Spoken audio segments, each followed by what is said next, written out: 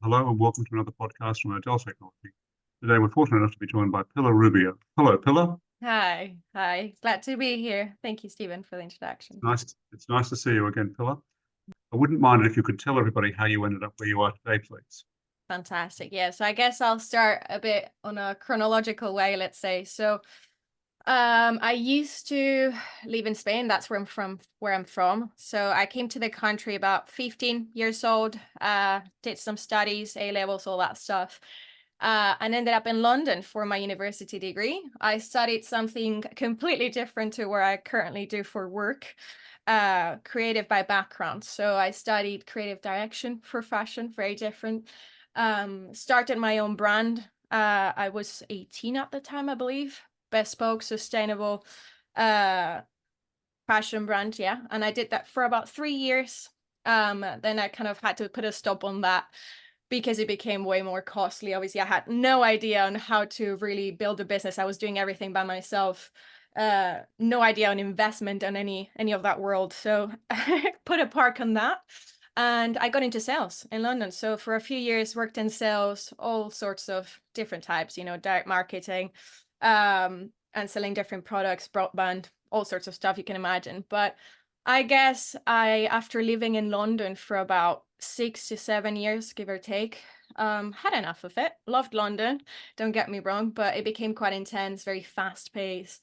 I missed the kind of lifestyle that I used to have back home in Spain, where it's a lot more, warmer people, a bit slower. People are more collaborative, that type of thing. So through one of my latest jobs in sales in London, I decided, okay, I've had enough. Let me move to a different city. So I moved up north to Leeds. So that's where I'm based now. And I took a bit of time to myself to really explore what I next wanted to do in my career and what avenues I wanted to take and what I was interested in. And I guess I figured out, I'm good with people. I was, good in sales and everything I was doing. So I thought, okay, let me look into what this might look like for my next venture. And I found CRSI, which is the company I work for now, as well as Investor Ladder and Climb. So take that as three kind of cousins, three sister companies. So yeah, I was brought into that, and I initially started as a consultant for CRSI. Now, the type of work I was doing for CRSI was working with early stage businesses, startups, spin outs from universities, companies at that pre-seed seed stage. And what we do essentially is help them build their teams, more so on an executive level. So I'm talking C-level, board of executives, NEDs, that type of roles. Also, we do obviously a bigger scope. We do other areas wherever needed. But we essentially come in as a partner when companies are at that pivotal point where they really need that commercial support to really break into a new market. So yeah, that's kind of where it all started in terms of what I do now. But I can carry on, go for it, Stephen. Yeah, so tell me a bit about Investor Ladder. Yes. So Investor Ladder worked. So CRSI was established first, then Investor Ladder, it came about basically as what the wife of our CEO calls it, his most expensive hobby. The reason for that is because the majority of our partners are investors. All the mates of our CEO, Gordon Bateman, he knows a lot of investors. And I guess it all stemmed from, I think it was a dinner they had, and the investors kept kind of, I wouldn't say complaining, but finding it a bit more challenging to really find what type of innovative businesses to invest on in across all regions in the UK. There's a big cluster down south naturally. So out of that type of conversation, he set up Investor Ladder. Now, what we do through that is we really put a lot of effort in improving, I guess, the ecosystem in whatever ways possible by really bringing all the investors that we have in our network and that we know to come to different regions throughout the UK to really get to meet founders from said regions doing amazing, innovative, new technologies that can be across all sorts of life sciences and physical sciences. That's where we specialize. So that's how it all came about. So we do a series of smaller scale events across the year and master classes to help those founders be investment ready, but also to really connect them to a lot of diverse investors throughout the region and other areas as well, globally speaking. So that's mainly what we do. And last year we launched Climb for investor letters. So bit different, the type of events we were accustomed to on the masterclasses. I'm talking 50 to 100 in terms of headcount. But last year, we went for it and we launched Climb, which is a festival on innovation, industry, and investment. And that was 1.5K, I think, in scale last year. And this year is looking to be 3,000. So quite a bit of a jump. But yeah, we were absolutely really loving it. And is I guess, our fun way of bringing something special to not only to the whole of UK, but to the North. We have a lot of focus there. And it's a way that we find to talk about serious matters, but in an engaging way, in a fun way, that hence the festival concept. So yeah. But tell me a bit more about Climb. Climb it was an inaugural event last year. Mm-hmm. You had 1,500 people, as you said. Now you've got Mm-hmm. 3,000 coming. A lot of them are medtech, biotech. What exactly are they involved in? Yes, so obviously we cover several sectors, but obviously with my role, I definitely have a specific passion and I think I'm biased, but yeah, definitely for that sector. But we cover anything within health tech, med tech, all the techs and health really. And I guess, there's a lot of innovative and important businesses and technologies that are being developed within this sector that definitely need that exposure, that visibility, because of course there's the investors are not geographically kind of ruled. They do invest in different areas, but I feel sometimes some of these businesses don't get the right visibility, and they're truly developing very impactful pieces of tech or new drug delivery ways to really help, I don't know, diagnose a cancer early or treat a different disease in a different way. And I guess our core focus is to really give them that light, and at Climb is the best opportunity really to do that, and also build their profile, which I think is massively needed. Yeah. So when people attend a Climb meeting, which I might ask you, when is the next Climb meeting again? So that's the 5th and the 6th of June this year. Perfect. Okay.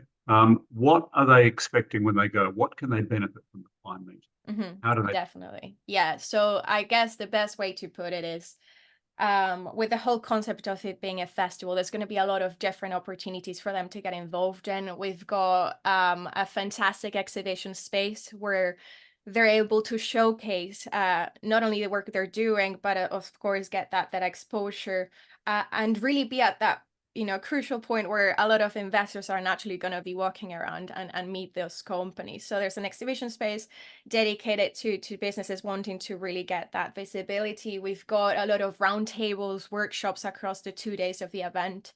We've got incredible sessions across 4 stages happening with really important speakers, which obviously we can't talk about that just yet, but that's going to be very beneficial, and covering areas as well to help them better understand certain challenges that they probably might be facing or they have faced, or they don't know how to deal with.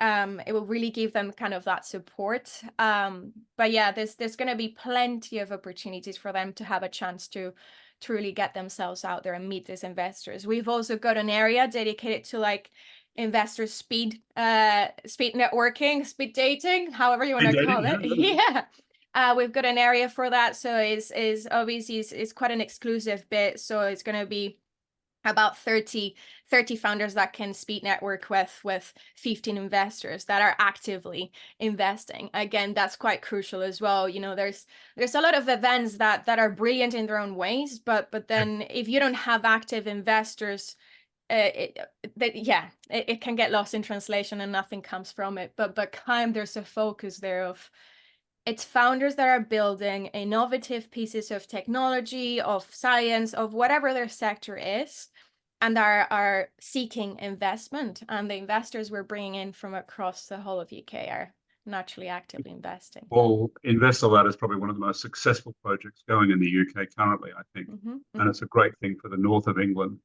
Yeah. Tell me, can you give me any case study examples that you might have Mhm. of stories in medtech that you've been involved Yeah, so we've got a few. I think in terms of mentioning successful ones, I'm thinking of ones that we can share. We've got Wobble Genomics was a really good one. We worked with them a few years back, and we helped bring some key executives to their businesses to really take it to the next step of growth. And they did really well. We've got, I believe we brought a chair and an NED. And subsequently, what this helped them to do is really take that next big step of growth and obviously acquire investment for that next step in their strategy, development? really. Yeah. Yeah, we've got a few as well that I can talk about in terms of, I guess, businesses that we're in need of. We see a lot of, for example, spin outs from universities out, because we work very closely with universities as well. And we're talking about incredible academics that have been working very hard on developing a new, again, I'm trying to think of Technology. a specific case. Yeah. The technology. Yeah, exactly. And they need that commercial kind of help and support. And we've brought, again, really strong either CEOs or chairs, for example, into their business to take that next big step, and a route to market and how to do that. And with the connections, naturally, that said people that we bring into play have. Okay, fantastic. So Yeah. that's the medtech sector. You do biotech as well? Do you do pharma? Yes. What other sectors are there? So in terms of, yeah, biotech, we've done, as I said, drug delivery, immunology, we cover therapeutics. I'm currently, obviously I can't give names, but currently three of the projects I'm actively working on right now. One is focused on immunology. One of them is focused on therapeutics, and the other one is early cancer detection, which I've got quite a passion for. Oncology is one of my favorite subjects, really, um, in terms of the impact as well, and the need for it. But yeah, those are kind of three current projects I'm actively working on.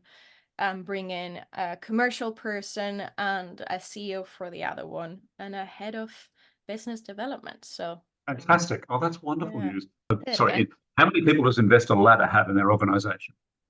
So in terms of, I guess, just to give it a bit of rough numbers, and I could be wrong here in case if it's increased in the last few months, but I believe we've got over 900 investor partners that we actively work with. A few of them we're super, super close to, that we are essentially brought in to really help with their company portfolios wherever needed. So there's instances where some of these investors, I can name a few because it's relevant example for this specific sector in terms of biotech, but we work very closely with Start Codon. They invest a lot in early stage businesses within the whole medtech biotech sector. And we're brought in, as I said, wherever needed. Some companies, they might be doing really well for a period of time, but then they get to a stage where something doesn't seem to be fitting quite well. And we're brought in to, as I said, for example, bring a new CEO in place. Um, because it can happen, sometimes companies, it can get quite challenging, especially the market lately. A lot of people think, it's a bit stagnant, which not quite. There's money out there. It's just a bit more tricky to find that what option suits your business best. And it's a lot more competitive out there right now, because investors are also at that pivotal point where they themselves are applying for new funds. So Yes. because of the nature of that, it gets a lot more competitive for businesses out there. So they really need to be on their A game to get that investment. Okay, so tell me, if I'm a young startup or I'm an academic, does it cost any money to come along to Investor Ladder? As a young starter, to Yeah, work the with young us. startup. I've got an idea regarding immunology, for example, Yeah. and I've got to. How does your system work? So our system works, I mean, the best way to describe it is we're quite, it's tailored to each case. The reason why we do that, and this is more so through the work we do through CRSI, naturally, in terms of working with businesses at that stage, and bring them a key hire, We tailor, each case is different. So each company might be in a different stage. As I said, it could be very, very early on. They haven't even spun out yet. They literally just got the studying process. They haven't, spun out yet. We can come at that stage. We can come once they've already spun out and they're doing clinical trials or whatever that might look like. And naturally, based on where their situation is, we help create a plan that works for them. Now, naturally, we also have resources to cover and a whole team that spends a lot of time and effort in helping these projects move forward and for us to bring the best people out there to help these businesses. So I guess it's a compromise, but we do accommodate to the company's stage naturally. Otherwise, if no one does that, how are they going to get support, So hopefully Absolutely. that gives you the answer. Yeah. Okay, so Pilar, can you tell me a little bit more about the work you do across all the hats that you wear in the organization? Yeah, so as I said, when I first joined CRSI, I started initially just as a consultant, but very quickly I um, took on another hat, like you said, as a business development executive, and that really opened a lot of doors on a new world that I was very excited to explore. What I mean by that is I started working very closely with our CEO Gordon and started meeting a lot of different businesses, face to face, direct, and entering a lot of new exciting conversations on. And I guess I really found it very fulfilling to meet all sorts of founders across different sectors, but specifically I really found a new love when I started meeting a lot of them in biotech and medtech companies and said sector, because before then I never knew that was an area I would have found so much passion as I do now. But because of I guess the best way to put it is because of my creative background and how much I love reading certain genres, like I don't know, thriller, crime, mystery, all of that sort of stuff. I guess my favorite thing is finding a difficult puzzle that needs solving and finding different pieces to really put that together and a solution to that. I think that's the best way I can describe how I see life sciences and what they're working on, because it's all about a rare disease or a difficult, something that is hard to cure, and finding ways, the way that scientists find ways to really try and cure that or treat that or improve that. Hearing set stories from set founders really kind of something clicked in my brain, and absolutely fell in love with it. And I guess through doing all those meetings with Gordon, I started to really not only expand my knowledge, but a new passion for helping those founders. And I think that's a very key part of what I do through working as a principal in health tech and a business development executive with CRSI Investor Ladder and ClimbUK actually as well, is the time that I spent with those innovative businesses, really making game-changing things and innovative stuff.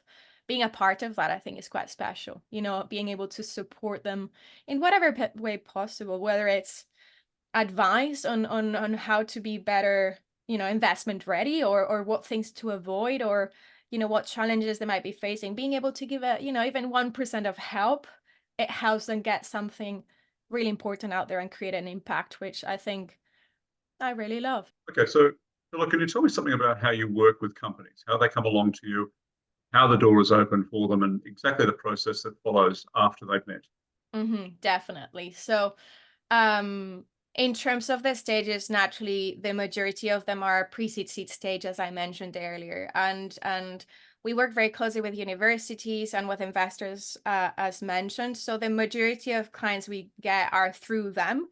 But we're pretty open to anyone that's at that stage to really approach us for us to help them if they're in need of a commercial, a new commercial person and a bit more of a new industry leader to come into play and help them do something they're not too sure on how to angle.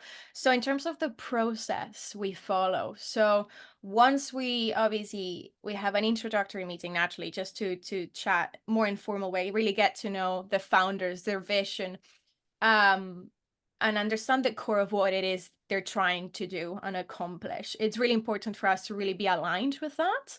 There's a lot of different companies out there that do different things in terms of bringing people into new companies and new businesses. I would say our style is quite different in the sense of we act more like a partner to these businesses. We really get into, the deep kind of core of what it is they are doing and who they are. And we help them strategize on advising them on what type of person they might be needing. So because a lot of the time the founders that approach us don't really know what type of person they're after. They don't really know what they need to an extent. Naturally they might be wanting a salesperson, but then after us, giving that consultancy piece and working very closely with them, actually that's more of an NED. They need someone that has the contacts and that knows how to handle and navigate the investor conversations, for example, right? So once we decide who that person needs to be, we start from a blank sheet of paper. So we don't work from a database. We don't have a database we're pulling out contacts from and like, oh, here you go, you have your commercial person. We don't work like that. We work through our network, through the network we've built for years, in terms of, as I said earlier, the investors and all those key people in our network help us to get access to the best people in different sectors, if that makes Okay. sense. So that's what we do. Start from a blank sheet of paper, understand what the mission is here and what person they need. And then, of course, we make those introductions and help them find the right one. In simple Yeah. terms, obviously, there's way more than that. We have a whole analytics team and a whole, delivery team, but hopefully that explains it. Yeah. Well, I can vouch. I know companies that you've helped and you've been outstanding. So anyone that's interested in getting involved in Climb, definitely get in touch with myself. There's fantastic opportunities in where we can help you to do so. Any SMEs, any founders looking for investment, any companies seeking to expand their networks, and investors seeking to investment, definitely as well. Definitely get in touch. And yeah, hope to see you there. Pilar, it's been absolutely lovely talking to you today. You've got wonderful positive energy about you. You really do. Thank you. And I wish you all the very best. So thank you very much. Thank you so much, Steven. Thank you.